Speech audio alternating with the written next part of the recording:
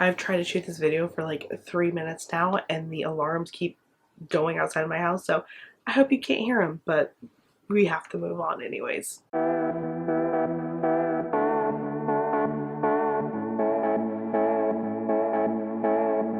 Hello everyone, and welcome back to Friendeavor.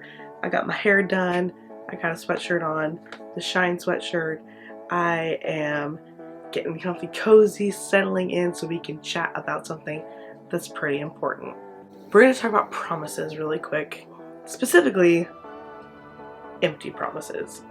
So a promise could be something as simple as I promise to not tell your secret, all the way up to I promise to love you forever, right? There is an absolute spectrum of promises, but the most important thing that I feel has to do with promises, at least in this context, this friendship channel context, is don't make empty promises. Don't make promises you can't keep. You're really setting yourself up for failure and single-handedly crafting a bad reputation for yourself by creating empty promises. Or when you create this promise, you're not expecting it to be empty, right? You're making it, I would hope, with the intention of keeping it. But the more you fail to come through on your promises, the worse your image looks, and you can't blame anyone else for that. That is simply your own choices that have brought you to this point. If you say you're going to do something for someone, do it.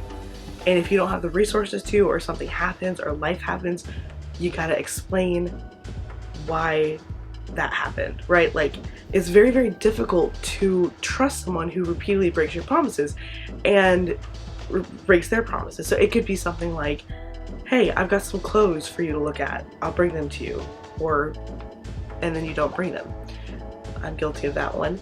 Or it could be like, hey, let's go on vacation, and then you drop out the week before. You know how hard that is? How difficult that is to come back and to build up trust from something like a broken promise that to you, or maybe to even someone outside your friendship, might think like that's not that big of a deal, but it's very, very much a big deal to the person whose promise was broken to them. That is absolutely setting yourself up for failure. If you get someone's hopes up for something that is something good, something positive, and then either intentionally or unintentionally crush their dreams, that is so sad. That is a sad experience. And even if you were fully intending to in the beginning, like I said, it really means nothing once the promise is broken. So if you intended to give this person the world, and that was your heart, and your intentions were so pure, your intentions go straight out the window when that promise is broken. Coming up here in the future, we're going to be doing an entire episode dedicated to trust and what it means to be trusting, and to how to build trust, how to repair broken trust. But in the meantime, work on your promises. Before you promise something, double check it. What are you hoping is going to come out of this? Check your intentions, check your surroundings, check your resources. Can you actually fulfill this promise that you're making? And even with all intentions in the world, maybe give yourself an out.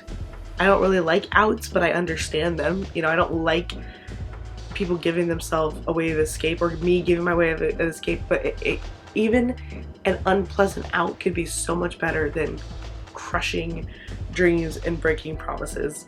So if you take anything away from today, just really make sure before you throw down the word promise that you truly are meaning what you're saying, and that you will do everything in your power to bring that promise to pass on any part of the scale, the promise spectrum, if you will. Thank you so much for stopping by and hanging out this week. If you're interested in getting some of your own Friendeavor merch, you can find it on our website, friendeavor.net. We've got all of our books on there, the 365 Journal, 52 Friend Dates, and the Devotional.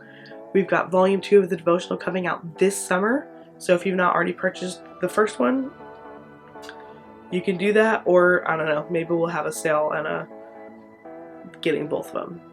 But it's a Bible study, it's awesome, it's a great tool to do with your friends. If you enjoyed today's video, or even if you didn't, feel free to like and subscribe and share with a friend. Friendship is a journey. It's an endeavor. I'll see you next time on Friendeavor.